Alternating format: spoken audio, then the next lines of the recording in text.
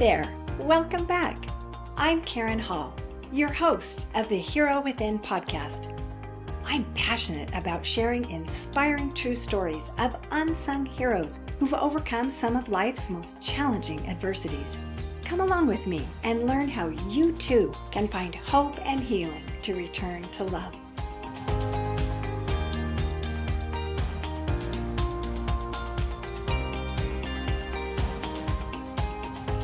I'd like to welcome Aaron Young to the show today.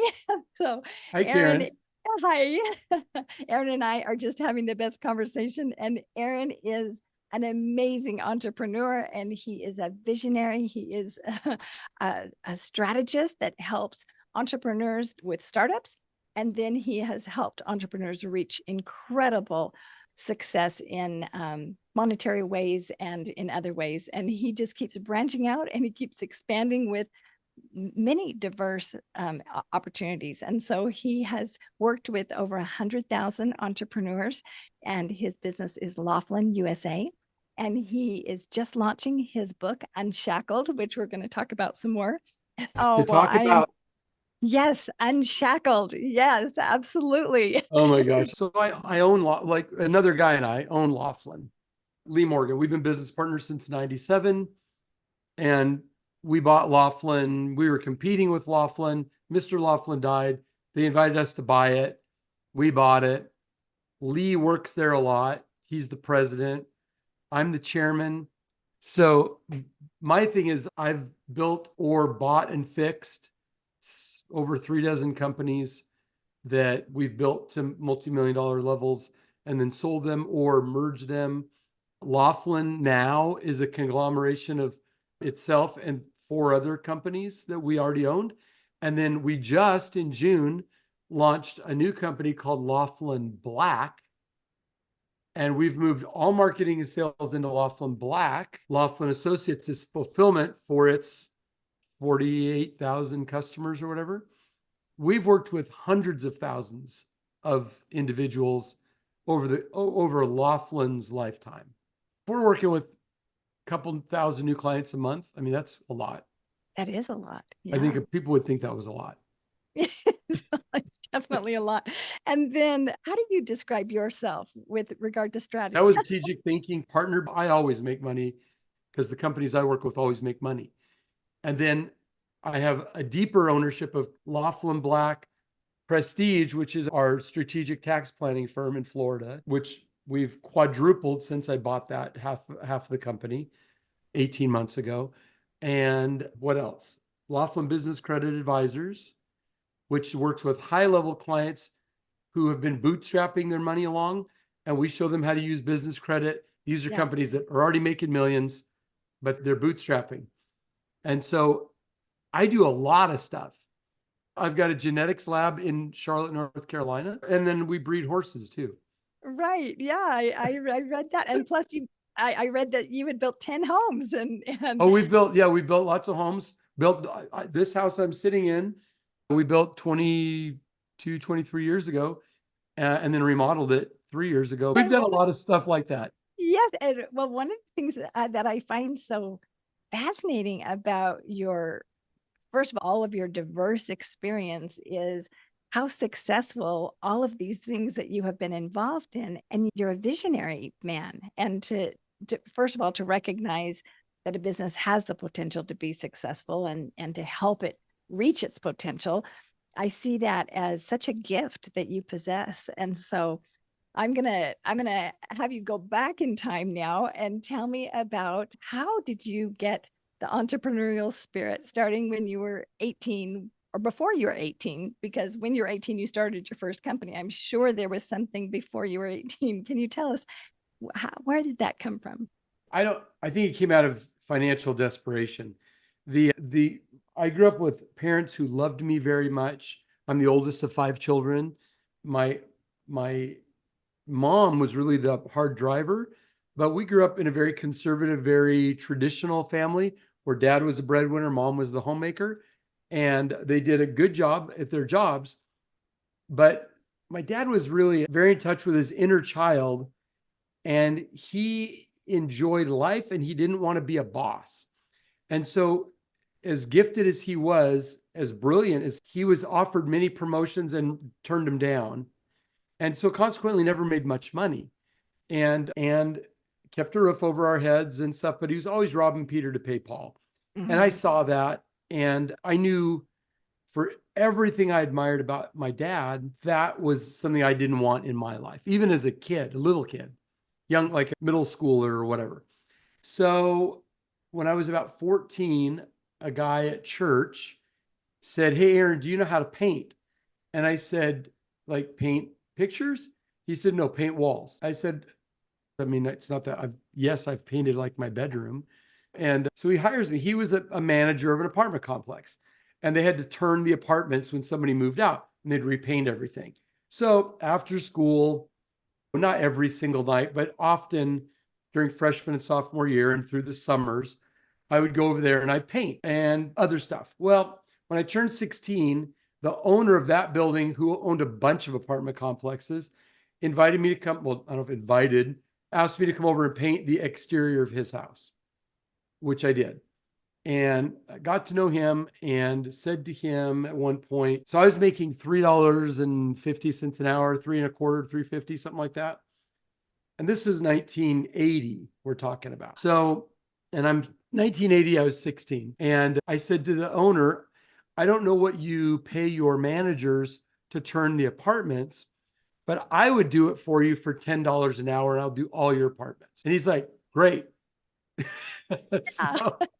So now I have a car, I have a little Volkswagen Dasher station wagon, and I started buying my own brushes and rollers, and eventually got an airless gun and got a couple other kids that were my age who came for $3.50 an hour to paint. It's Tom Sawyer and the whitewashing of the fence. So I did that through high school, went off to my 1 year of junior college. I got terrible grades in school, had a 1.9 cumulative GPA. So very much a C student. And I tested very well in the school I wanted to go to, didn't do SAT, the ACT. And I took the ACT, I got a 31 on my ACT, which put me in the top 1% in the country. Yeah. But terrible grades, couldn't get into a university. So I went to a private junior college where I immediately got into the show choir. So the whole 9 months of the school year or whatever, I was going off on tours all over the US and Canada representing the school. So I'm not even sure that I got grades when I went to school. So, but on that Christmas there of that freshman only year of college I came home and I needed Christmas money. So I borrowed a pickup truck along with another guy, and we went and knocked doors and picked up old newspapers and took them down to the industrial section area of Portland, Oregon, and unloaded tons and tons of paper and made about, I don't know, $3,000 or something in a week, each of us. Wow. And this is Christmas of 82. Came back in the summer so now it's like May of 83. And we officially started just what we called paper recycling collection. Very creative name. And we went around and ended up by the end of the summer had about 5,000 homes we were picking up from. And that was great. And I left to go on a mission for the Mormon church.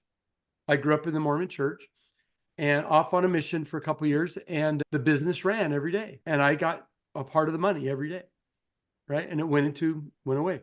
So did that. I didn't know that you couldn't get paid from a business you were not at it, or you weren't working, but it was mine. So I wanted to get paid. So I did that. And then another year or so later in 1986. So I went on the mission from 83 to 85, came back, worked. In 86, a friend of mine who went on to be a founder of WebMD was my best friend, was still my best friend, but he wanted to start an off-campus newspaper at Brigham Young University. And he had writers and artists, and he'd gotten permission to use like Doonesbury and Calvin and Hobbes in the paper, but they had no money to print the paper. So he called me. He said, "Can you come down to Utah and figure out how to get money so I can print this newspaper?" So I go down there, and because I was always able to figure out how to get money. And he was showing some slides. He was looking at the slides that he had just of the photos he'd taken. And I was like, what is this? And he's telling me, and there gets to this group picture of all the kids that had gone, like a dozen people or something. And sitting up on this rock in the group photo is this super cute girl. And I said, who's that? And he said, that's Michelle Pearson. And I said, am I going to meet her on this trip? So that was May of 86. February of 87, we were married. And Wow. we've been married for over 37 years now. And best thing that ever happened to me. So I thought, well, Michelle isn't going to be that excited by a guy that picks up old newspapers all day. So I sold my interest in the business to the other guy, took the money. This is 1986. And I bought my first inventory of cellular telephones when cell phones were very new. Yeah. And became a GT MobileNet licensed representative or distributor or what, I don't know, agent, they called us. And ended up with 5 stores. And then the market changed and we crashed and burned. And I was bankrupt and sitting in bankruptcy court with my beautiful young wife with one little child and 9 months pregnant with the second one. We had to turn in the keys to our brand new cars. We were in our second home that we'd purchased by then, but we crashed. I thought I was smarter than the market. I was not. And so we went through about 18 months of just sucking wind. And I was trying to schlep printers and like plain paper faxes were new. I was selling those. I was doing all this weirdo stuff. We had these little cardboard things. I'd go to a video store and they would let me put their name in the middle. And then we'd go knock doors in the neighborhood and sell these cards for $20 that said free popcorn with a new release or free new release, get a second regular title for free, and knock doors at night. I mean, I did anything I needed to do to pay the mortgage and to pay the health insurance. And we were so broke at that time that we were on a thing called Gleaners, where we would get like the bread or the milk or the vegetables that reached their pull date and they had to pull them off the store shelves. So then we would go over and be able to pick stuff up from a home and take it home. Usually a couple times a week, you'd get a call. That was $11 a month to be on Gleaners. And there were months that I had to ask them to hold my $11 check. So for all the stuff you said about me at the beginning, I want people listening to know that it's not all hockey stick growth. I've done things people dream of doing. I've reached levels of freedom and financial success that have us in the top 1%. And I don't work hardly at all, almost not at all. I take a few phone calls every day. That's what I do. It's what I say on those phone calls that is valuable, right? But it's not like magic. This was me making sure I found a way to survive, and whatever I did, do it better than the other person so that they would buy my thing instead of somebody else's. And even though we do things that sound a lot cooler than that, it's still the same thing. How do I get people to pick our project over our competitor's project? How do we not just get the customer, how do we keep the customer for a long time so they trust us to do the next thing that they need or that we offer? So I don't know where I got the bug. You just heard kind of my story, and it goes on and on. I will say all the things I told you happened up until when I was 29 years old. Wow. So that was all up to 29. All that stuff I just said. At 29, I got taken to lunch and offered a job by a guy who just knew I'd been really successful in cellular. I don't think he knew about the bankruptcy or any of that stuff. And he invited me, he said, would you even be willing to have a job? So if you ever felt like you shouldn't give up your entrepreneurial dreams to take a job, listen to this. So I said, well, what's the job? And I said, what's the company? And he said, we're in financial services. We have about 350 offices worldwide from Alaska to Australia. We're all over the place. And we're getting ready. We're prepping to go public on NASDAQ. And I said, okay, so, I said, where are you based? He said, we're right over here in a Portland, Oregon suburb. I said, okay, what's the job? He said, vice president of sales. I said, for the Portland office? He said, no, for the whole company. The whole world. I said, wait a minute, you've got over 300 offices, almost 350 offices. You're going public, big board NASDAQ, and you're inviting me to be your vice president of sales. He said, yes. And there's so many stories I could tell you around the decision, which didn't take long to make it, but someday I'll tell you that story if you want to know. It's about how my wife was so dedicated to the commitments we made to each other before we got married, that she would have continued to let us be on our butt broke instead of taking this very desirable job, because she knew that my goals were to run businesses. Well, And I want to hear the whole thing about your wife, because a lot okay, of so women, here's the yeah, short story. I'll tell it quickly. My wife grew up in a divorced mom and dad home.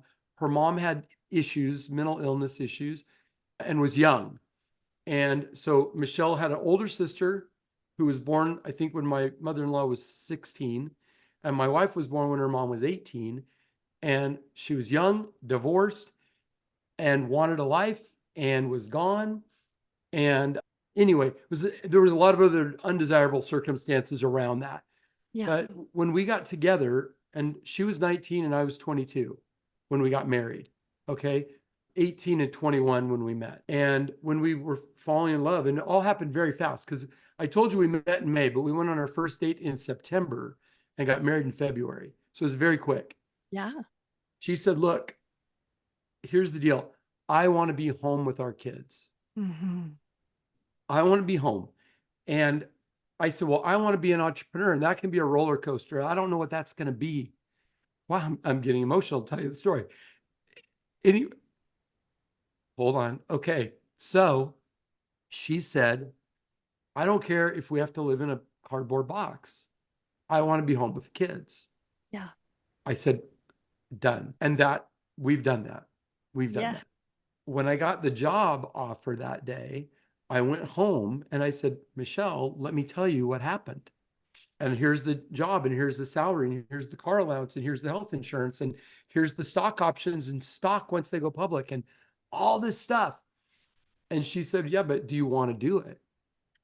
wow, I said, well, look, I mean, we're hanging on by our fingernails right now.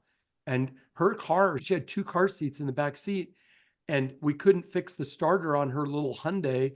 So she had to park on a hill so she could pop the clutch. Yeah, yeah, that was going on back then.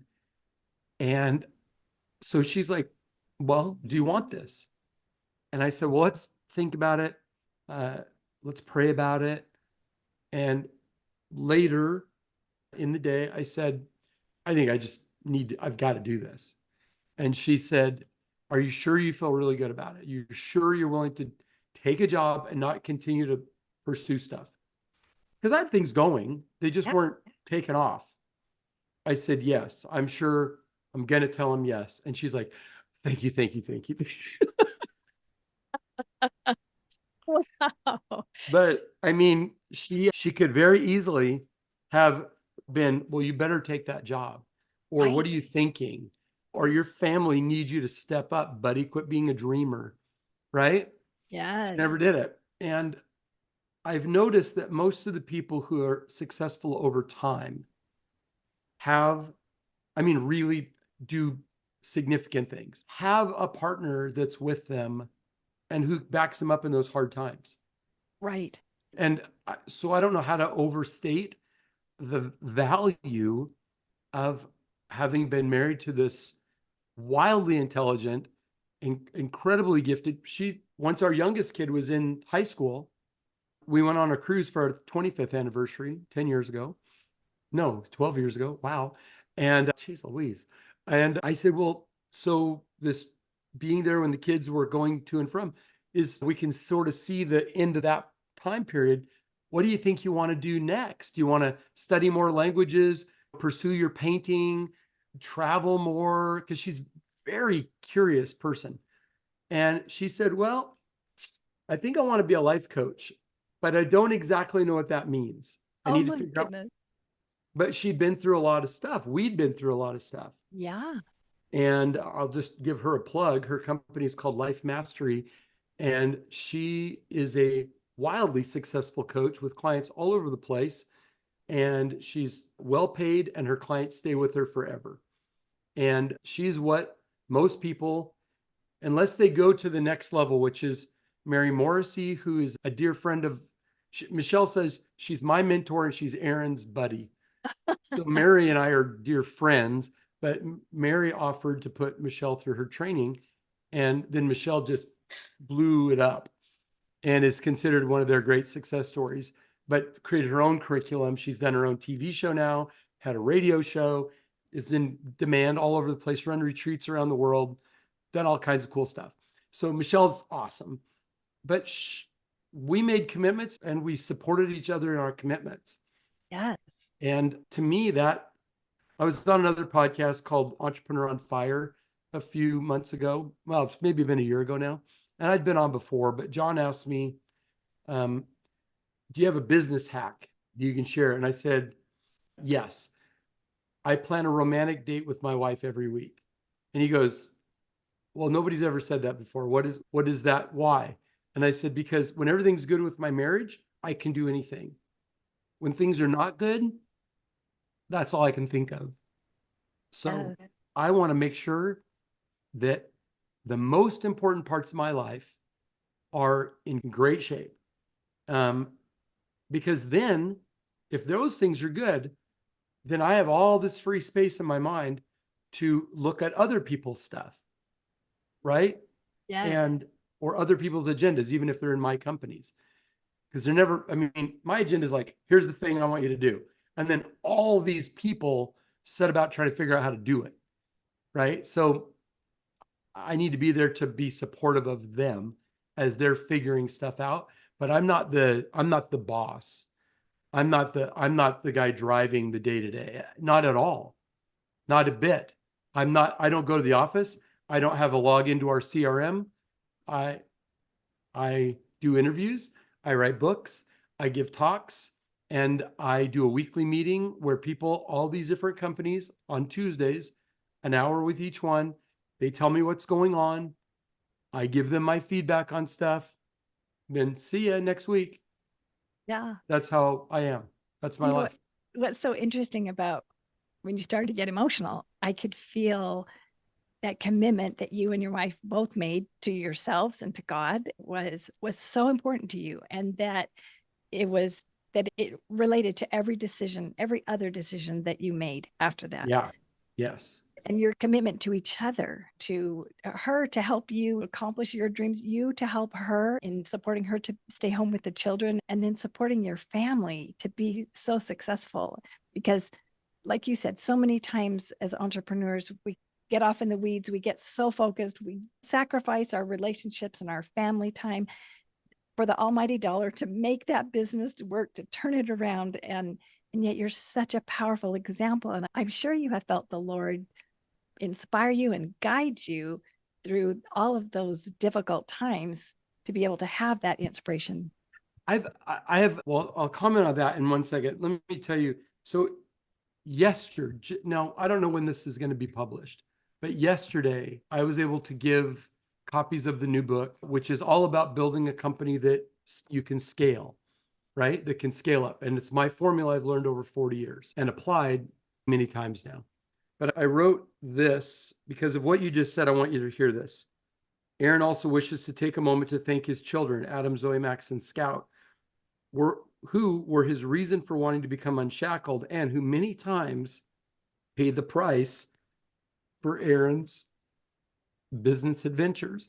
So I feel passionate about helping people to get there quicker because I have a great relationship with my kids. I do. We love being together. We do things often. We're in their homes a lot. We're on the phone most days, but they go off. We raised our kids so they could go off on their own, have their life.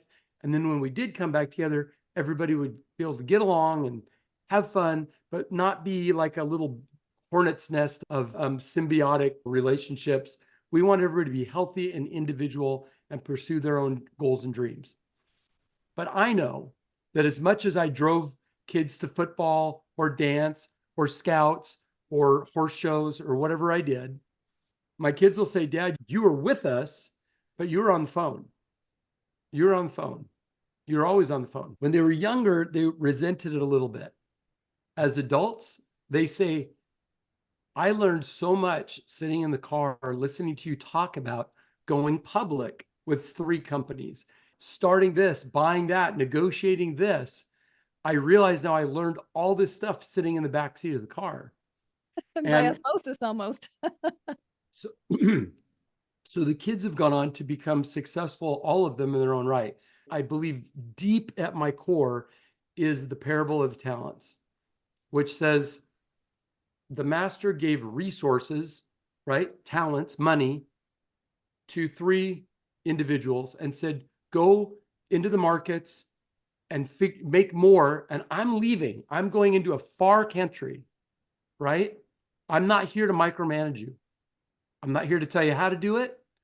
I'm going to give you stuff to use. What will you do with what I've provided for you? And I believe that whatever God is, and I do believe in an intelligent creator, Yeah. but the parable of the talents is fabulous because it basically says, hey, we've been given this whole earth and all of its resources and all of the books and all of the individual people's experiences and all this cool stuff. And now technology and AI, where you can go out and spider the whole world in seconds and get answers on stuff.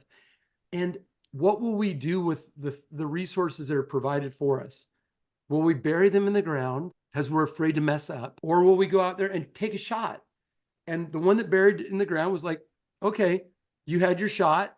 You're a slothful servant, Right. unwise and slothful servant. But to the one who multiplied the 10, right?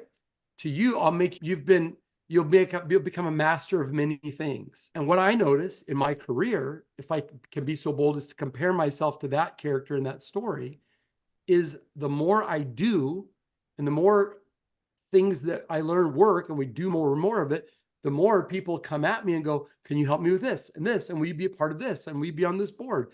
And it's not because I have a great education. It's not because I grew up in private school. It's not because I'm a genius. It's because if you just keep working at stuff and stop doing things that don't work and do more of things that do work, at some point, people will notice that. Oh, that person, even when they fall on their tail in a bankruptcy, even when they go to prison, come back and they're okay. Right. Why? Because they've figured out a formula that just works. They don't have to be tricky. They don't have to be nefarious. They land on their feet, right? Yes. Because how many times have you seen somebody go, you could take me and drop me in naked in some foreign country where I don't speak the language or anything, and within 90 days, I'd have $500,000. Yeah. Right? Well, I don't know if I could do that, but I'll tell you what, I'd be okay. I'd be okay because I know things that translate in every situation. I always talk about SRA, same rules apply. Things that worked in financial services also work at the genetics lab. Right. Also work in military contractors, also work in the nonprofit boards I sit on. I'll work this book, the new book. My co-author is a young tech guy in Romania. I'm a 60-year-old asset protection financial guy in America. He took the lessons and applied them and scaled from $1.5 million to $50 million in 5 years. Wow. Wow. Because if you know the formula, and if you have a viable idea, then you can do great things. And the more great things you do, the more opportunities. You know what I've noticed is rich people, not comfortable, rich people get invited to sit in the owner's box at the Super Bowl, right? Taylor Swift was up there along, and she brought her friend, the other actress, Ryan Reynolds' wife. What is her name? Why can I not think of it? Anyway, they were up to her good buddy, who's a movie star. They're up there. Oh, Aaron, no, we're going to pay you $25,000 to speak and buy your first class ticket and put you in a suite and pay for your food. Not like, hey, you're getting paid 25 grand, buy your own damn ticket. No, we'll take care of you. Yes. Right? Right. Here, do you want to fly in my airplane? Here, let's go out on the yacht, right? Things that you just get invited to do. Right. Because people are like, oh, I want to know what you're thinking about. So let me get you somewhere private where we can talk. And that's, people go, I don't know, it's no fair, I'll never get there. And it's because they don't understand that you start off picking up smelly, musty, old, dirty newspapers, and then you turn that into $3,000 phones and 49 cents a minute sales. That is not an easy sale, kid. And there was no training manual. I was in the first wave where I'm to talk people into this technology. No, really, this is going to be great. Yeah. Right. And that progression, then people look at me, they look at me now, I just turned 60, and they're like, oh my gosh, I wish I had your life. Your life's amazing. I'm like, you don't want my life. Nobody would want to go through the stuff I went through to get here. Right. And yet it's a blissful life. It's a fabulous life. And I've been calling my own shots since I was 18. So when you were going through some of these experiences, like you'd come up with this new idea or something, did you feel, because of your connection with God, did you feel inspiration? Like, were you able to say, oh, that was from God, I feel good about that? Or did you just feel like it just looks good, it just feels good? Did you feel like it was inspiration, or No, was it a even combination? I've been around the world too long and know too many people to go, this one dogma is the right way. What I need to do is not have an intermediary between me and God. I need to have my own connection to God the Father, the universe. Now physics is telling us that the universe is sentient. It thinks, the universe. Not it's controlled. It is its own thing, thinking. I don't know. I'm not a scientist and I'm not a theologian. What I will tell you is this. I have a strong belief that there are so many people who slowed down and thought about things and thankfully wrote them down. And there are all these words of inspired individuals, men and women throughout time, who, when I read their words, it makes me go, oh, that's a perspective I hadn't thought about. And I think all of this is holy. It's all sacred. I don't have to buy off on all of it, but I can be exposed to it and then let this magical machine in between my ears go, what do I think? And I do believe in that I have a soul, and the soul is separate from my brain and my body, and it's in tune with whatever I'm focusing or allowing to be out there in the world or in the universe to me. So I can tune in. So when I read something, something inside of me feels like revelation, right? Something is revealed. There was something under the rock. You moved the rock. Oh, there's something there. If you never turn over the rocks, you'll never find it. So I'm constantly turning over rocks to see what I can learn. People say, what do you do all day? I said, I probably spend 2/3 of my day intaking information, watching educational programming, reading business books, philosophical books, having talks with my wife or other smart people that I know all over the world, and a very little amount of time directing anything. I've earned that over time. I worked my butt off for many years, but for the last 10 or 15 years, I haven't had to work very much. All right. I believe we as individuals who exist and breathe on this planet have a responsibility, if we want more, if we're seeking abundance, whatever that is for you. It could be engaging with animals, with people, giving to charitable causes, being the best crossword puzzler in the whole world. I don't know, whatever is your thing, however you find joy and feel expansive and happy and growing. It's all here for us. I just don't believe that God blesses me and ignores all the people living in mud huts in Africa or all the people living under the bridge in Portland. I just don't believe that I get to be better than them, or that I think what happens is, tell you what, I mentioned prison and I don't know if we haven't talked about it here, but I did. I spent 14 months in federal prison. And people said, what did you learn? What was the biggest thing you learned in prison? And I said, I learned that I'm further up the ladder than almost anybody I meet, but I'm not sure that I've made as much progress on the ladder as some of the people that were born into horrible circumstances. Horrible, terrible. And Yeah. Yeah, they're in prison, but you know what? They actually had done a lot of stuff to get away from that. I grew up in this happy little home. Everybody loved me. I was the golden boy. I was popular in school. I had the lead in the play 3 years, sophomore, junior, senior year. I was the chief of staff at the radio station. I had a business. I always had money. My first car, I won selling tickets to a thing at the school. I mean, I just like everything worked for me, right? Does that mean God loves me more than somebody? I don't think so.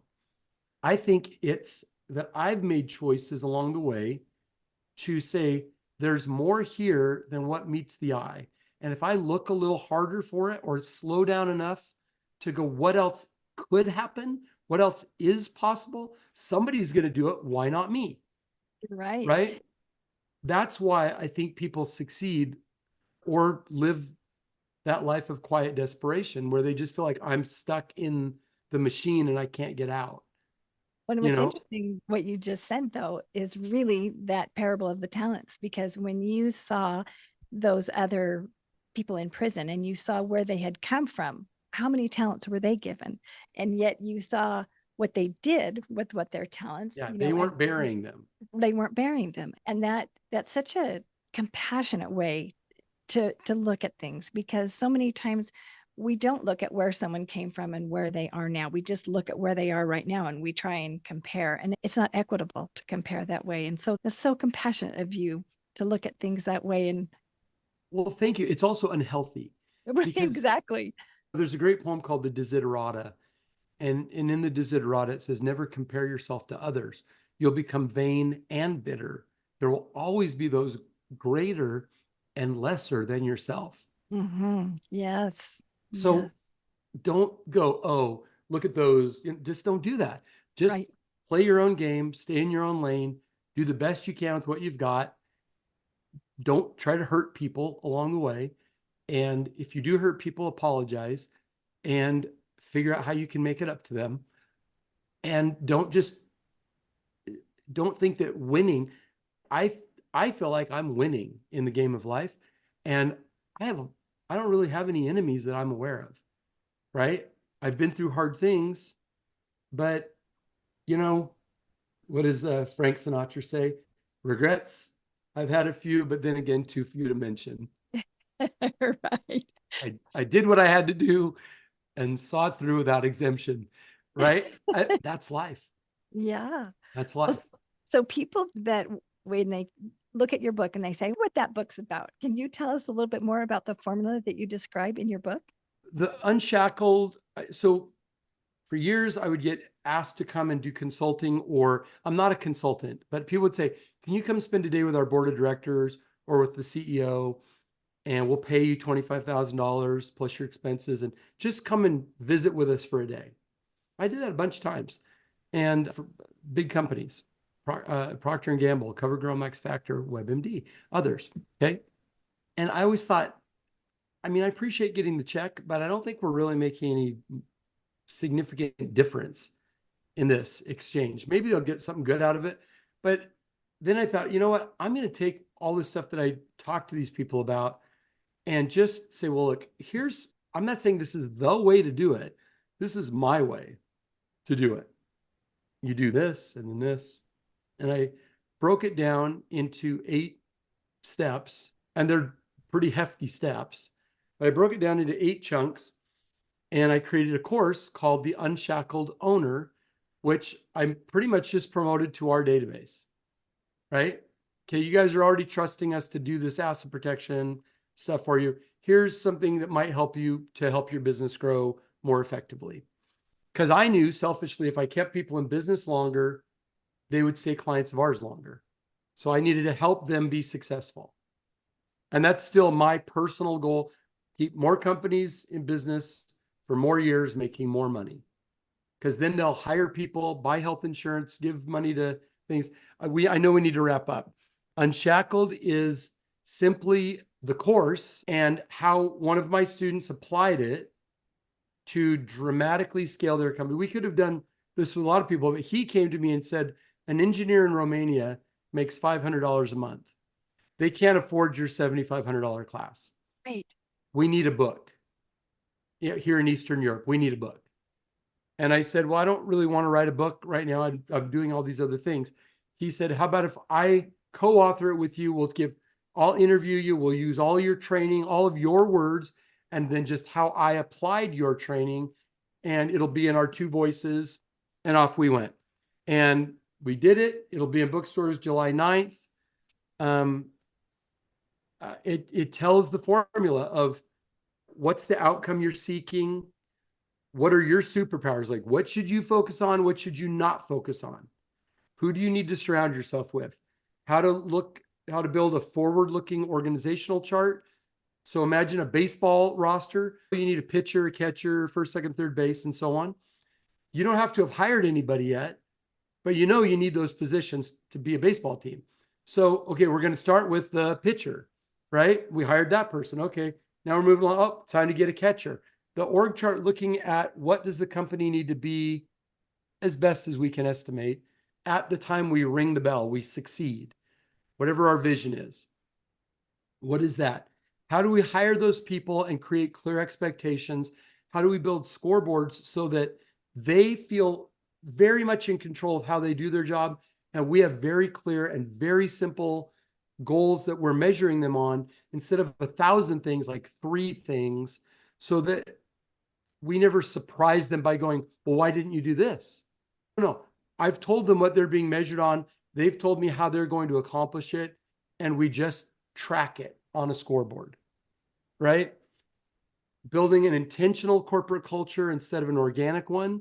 So organic always go to the bottom. Intentional will lift people up. So, but it's got to be based on the owner's values and the values of the company and the mission. So you've got to know what that is and how to do it. And then how do you understand your financials?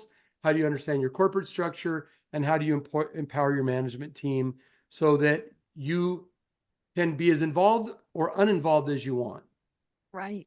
So you can play a great role, or you can do like I do now, which is just a little drop once a week. There have been times I've had to be in the mix long days, but I learned actually decades ago, how to get out of that. The problem most entrepreneurs have is they stay in startup mode and they stay the most critical member of the team. And they get a lot of juice out of that. And so they feel, well, I'm the smart, look how smart I am. I solved all these problems today. My deal is the quicker I can get all those people to understand how to do it and we can scale that, I don't have to do anything anymore. And I get paid on all of it. Just like when I was on my mission, got paid for other people picking up the dirty newspapers. Right. I was in a suit. They were picking up musty old newspapers. Yeah. I learned young and I never forgot the lessons, and I've just done it at a bigger and bigger scale. Yeah. One of the other things that I wanted to ask you was one of the things I understood about you was that you helped level the playing field for like the mom and pop that were starting out on Main Street. What would you say as far as how you would advise someone that was a small business owner compared to like WebMD or something like that? My advice to everybody is the very first thing, and it's the very first thing that we teach in Unshackled, is get clear on what is the outcome you want for your life. What's the life you want? Remember how Michelle and I agreed what we wanted when we were kids, and we did it. We accomplished it because we knew it. We weren't being blown around by the wind, tossed by the waves. We were intentionally going to something. So that's the first thing, is figure out what is the result. Forget about your company. What's the result you want for your life? Once you are clear on that, then say, is this thing that I'm giving my time and effort to going to get me to that place? Does it have the capacity to do it? Right? Or is this a stepping stone? Or am I wasting my time? Right? Is this a fool's errand because, well, I've committed so much time to it, I don't want to let go of it? Or what else would I do? Here's the deal. If it's not going to get you to the life you want, then you need to figure out a way to get out of it. Right? And then the next thing is get really good employees. Get people around you who are better than you at almost everything. You don't want to be the smartest person in that meeting, right? Because the thing that the owner typically has is a vision or a willingness to take risk that the other people don't. That's why they're signing the check, the paycheck, and everybody else is there to receive the check. So you don't have to be afraid of smart people. Smart people will show you all your blind spots, and smart people will help you go way beyond your personal capacity. Because if you try to be the smartest person and you keep all dumb people around you, it'll never get better than however good you are. And most of us entrepreneurs are not that great. Honestly, we move fast, we take risks, we don't get a lot of data, and we're great to start. But we need to get smarter people around us to grow.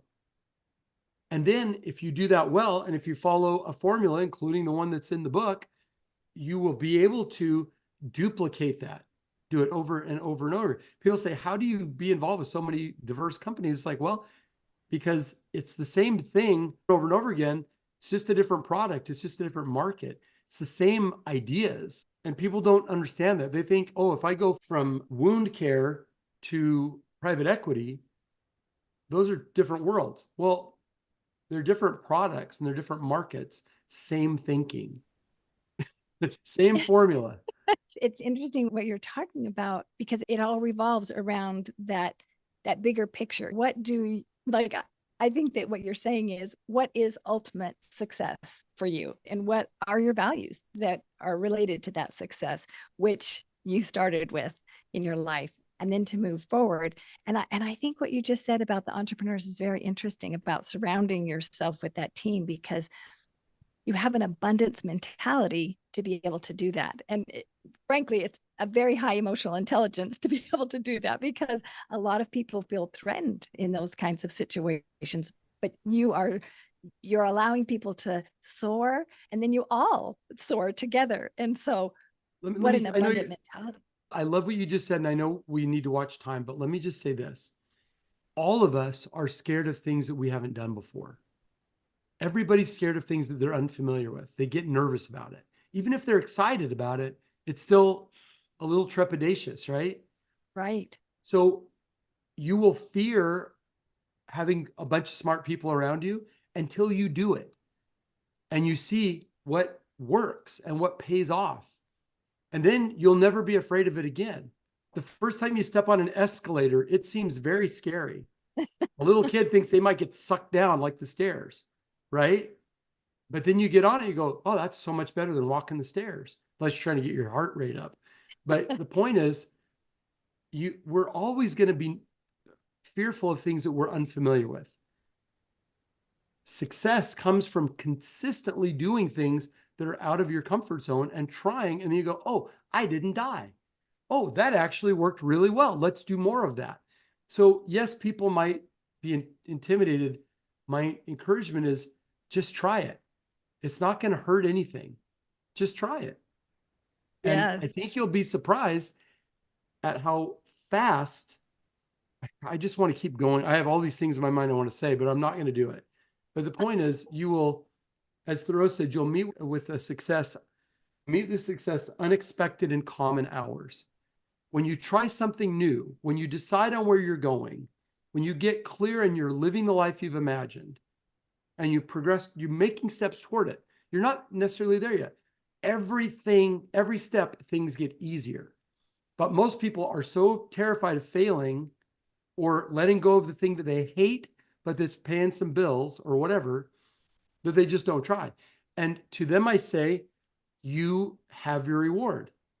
There's a poem that I love that says, and I hope I can remember all the words. I bargained with life for a penny, and life would give no more. However, I begged at evening while counting my scanty store. For life is a just employer. It will give you what you ask. But once you've set the terms, you must bear the task. I worked for a menial's hire only to learn dismayed. Any price I had asked of life, life would have willingly paid. What are you willing to imagine? What are you willing to dream? What are you willing to risk in order to have the life you want? If you're not willing to risk, like my dad was not willing to risk, and he was always robbing Peter to pay Paul. And that's how most people live their life. Yes. And then they say, I should just be grateful. I'm healthy. I should just be grateful I have a roof over my head. And I say, baloney. That is no. This is a big world where there's opportunities for great abundance, everyone to their own level. Not everybody's going to be Elon Musk, right? But you don't have to be stuck.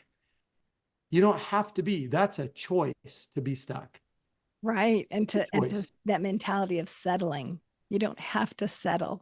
You don't have to sell. And the reason my marketing people were saying, please don't use the word unshackled. It's so negative. I said, any entrepreneur who hears that word, unshackled owner, will resonate. Oh, yes. Every owner I've ever met who has employees goes, oh my gosh, I am so shackled. Yes, absolutely. Well, the book is a whatever, I don't know how much it is, couple $20 or something. You can read that book. People who've done huge things, who are my friends, who endorse that book. The foreword is by the president of Warner Brothers, the founder of Teladoc, who stepped out of the leadership position at $34 billion, the founder of the E-Entertainment Network, the founder of Uggs, the founder of Priceline, Sharon Lecter, Rich Dad, Poor Dad, and on founder of WebMD, on. These are all my friends. They all read the chapters. They wrote the endorsements.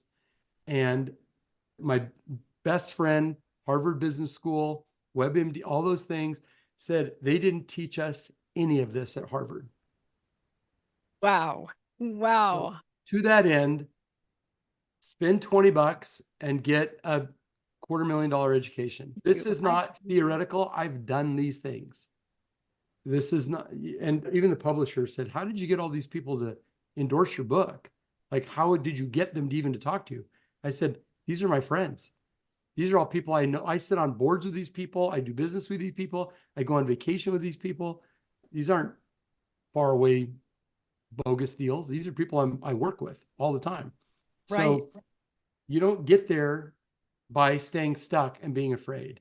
You get there by trying stuff, sometimes failing. My biggest partnership ever is started just a few months ago. And one of the things he said to me was, one of the reasons I want to be your partner is because you've been bloodied. I said, really? Tell me about that. He said, I play at a very high level. He does. He had a $3.4 billion fund that he raised the money and did it. He goes on vacation with guys like Mark Cuban, goes skiing with Franz Klammer. I mean, he does these things, right? He said, your marriage survived, your business survived, your employees stayed with you, your clients stayed with you. I know how you'll behave when a challenge comes along. So the thing I thought would ruin my career, which was that stupid prison thing about one of our customers' activities, nothing about anything in my life, but we had materially assisted. They said, we know you don't know about the crime, but you materially assisted by forming companies for them. 3.5 years, $2 million later, we gave up, said, we'll go to prison. The judge cut the sentence in half from what we agreed because he said, this doesn't make any sense. We went off. We did it. I did. I pled guilty to something. I did a plea bargain. So that's on me. But I'm saying, who knew that thing? You know who the first person asked me to come speak after prison? Brian Tracy. He said, if you knew everything in my life, Aaron, he said, if people knew about my past, they wouldn't necessarily trust me, but I know you. Come speak at this event. You're out, come back, come get on the stage. Wow. Wow. What Les a Brown, comment. Les Brown said to me, don't write the prison book. Don't tell them about prison. You don't have to tell. We give people enough already. And I said, but Les, you don't know the stories in the book. And he said, okay, tell me a story. I told him about checking into prison. And at the end of it, he goes, tell me another story. You're right. And then he said, you have to write the book. You have Oh, to write the book. That book's not out yet, but it's oh, written. It's written, but I haven't published it yet. oh, I can't wait to read that one. Oh my goodness. That's kind of door to door of the prison story. But folks, the people, I sat one time, 4 guys in a little cabana. One of them had been deputy director of the SEC in 08 when all the banks were collapsing.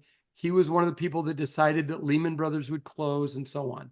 He was one of the senior executives making the decisions. Mm.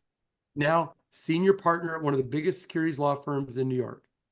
Him, I won't say the other names, but you would know people in this audience. I was one of the people, and there were two more guys, both of whom are very well known. One of them's passed away now. The other one is doing big things right now. He's all over the internet right now. And I've done work with him for many years. The four of us are sitting there, and I said, geez, how does it feel for you, this high-powered SEC guy, sitting here with 3 felons? And he said, Aaron, if I didn't work with felons, I wouldn't have any business. Wow. Don't let the things that you think are horrible stop you from your progress. Don't let it stop you. Your life isn't done until you stop breathing. So if you want to become unshackled, learn the methodology, help a lot of people get what they need and what they want, and give them the freedom to be great at what they're great at. And they'll work like crazy for that cause. And you just support them. And pretty soon you'll say, geez, I've got all this free time and I'm freaking rich. That's how it works. That's how it works. But if you don't have a formula, you just grope around in the dark trying to figure things out. If you get a formula, and you'll notice all the wealthy people will go watch any video about any super successful person on the internet. And at the end of the day, they tell you the same things. All of them tell you the same things I'm saying, which is get a viable idea that people actually want, surround yourself with smart people, pay them before you pay yourself. Don't consume all the money, get out of the way of growth, and keep looking for what the market wants to buy, figure out what they want, go out and get it, sell it to them. That's how you succeed. And it's not brain surgery, unless you're a brain surgeon. And it's not hard, but people make it hard. And that's okay. They must enjoy making it hard. I enjoy making it easy, so easy that I wrote a book about it. Yes. Well, and for all of us who didn't get to have that kind of education, we wouldn't have gotten this education anyway. So how amazing. I mean, like you said, so many people would want to have you on their yacht so that they could just interview you like this and have you tell your stories and have you tell your perspective, and to give us hope that if we've had something that was what we would perceive as negative, that we can turn those lemons into lemonade. And with the Lord's help, we can overcome. And so what a beautiful example you are of, first of all, staying true to your North Star and to your values, and how that, I feel like you've been so blessed because you put those most important things first in your life. And I will say this, parable of the talents again. yes, The master will come and give you more, but don't expect miracles and don't expect a free lunch. You've got to do the work. Everything you need is in front of you. Everything you need. You can start, as Mary Morrissey says, start where you are with what you've got. Start now from where you are with what you've got. We didn't have a training program for cellular phones. There were no recycling businesses in Oregon when we started the first one. And just over and over again, you don't need, if you wait for somebody else to tell you how to do it and they already know how to do it, you're going to end up working for them. You're not going to end up being the leader. And if you're working for somebody else, your growth will always be, there will always be a limit to the growth. What you've got to do is, one of the richest people I ever did anything with said to me one time, if you're standing in line, you're with everybody else, you're probably in the wrong place. right. So anyway, there you go. Well, thank you. Thank you for sharing your wisdom. And we could go on and on. I just loved hearing about your life. I've loved hearing about your wife and your family. You really touched my heart. Yeah, it's a great life. It's a great life. And don't want anybody else's life. Just make your own life the way you want it. Make a life you want, because there is only one you. So just do what you want to do and don't live somebody else's dream. Live your dream. So much. Thank you for sharing. Thank you for your example. Thank you for your generosity to give people hope that they can make more and that they just do the best they can with what they've been given. that there is hope and that they can excel in their own way. Yeah, So thank you so much. my pleasure. I love this. I loved every minute getting to visit with you. I appreciate your time is so precious. And I appreciate you so much sharing your time with me and with our audience, because I was so uplifted and I was so touched by your story. And I know that our audience is going to be so edified too. So thank you so much. Thank you for I your love it. generosity. Will you do me a favor? Encourage people to go to barnesandnoble.com, not Amazon. Okay. We need a certain number of pre-orders at Barnes and Noble. Let's get behind your business and let's achieve your dreams. Go spend 25 bucks and be at the first one to get the book. I And will do it. anybody that buys the book can go to unshackledlife.com and we'll give them a bunch of freebies. You'll get my other book, you get Robert's other book. We're going to do a thing where somebody's going to win by whatever lottery. The both of us will work with them for, I think, I can't remember if it was 90 days or 6 months, Oh my which is goodness. pretty huge. Because Yeah. Robert's tech company he owns it. He built Intel's whole employee management system worldwide. He built Jaguar Land Rover's website where you build your own cars and order stuff and do it for the whole world. I mean, he does huge projects, and then whatever I do. But he was a $1.4 million when he met me. And he bought the course. He took it over and over. The thing is, if you buy the course, you can take it as many times as you want. You take it forever, because I know the more you apply it, the more questions you're going to come back with, because you're going to get more sophisticated. The information is quite deep, but you won't know it the first time. So I just want people to get the finish line. I don't need to keep charging them. Pay enough to get in and show that you're serious. And then I'll just keep, and I teach it live. It's the only thing I still do myself. Other people I'm constantly being told, other people could teach the class there. And I said, yeah, lots of people could teach the class. Who's going to answer the questions? Exactly. Yeah. And a lot of people would do it recorded and they wouldn't be there to answer the No, questions. I Wow. teach the class. Wow. I keep showing up, and there are hundreds of people that show up randomly. And some of them have 5 employees and some of them have 3,000 employees. And some of them are publicly traded and some of them are Main Street. And it doesn't matter. Doesn't matter. And the book was written so even managers in companies, people that have a team that they're trying to build, it will be equally good for them as somebody who's an owner trying to build something. So anyway, thanks a million. If I can do anything for you, you let me know.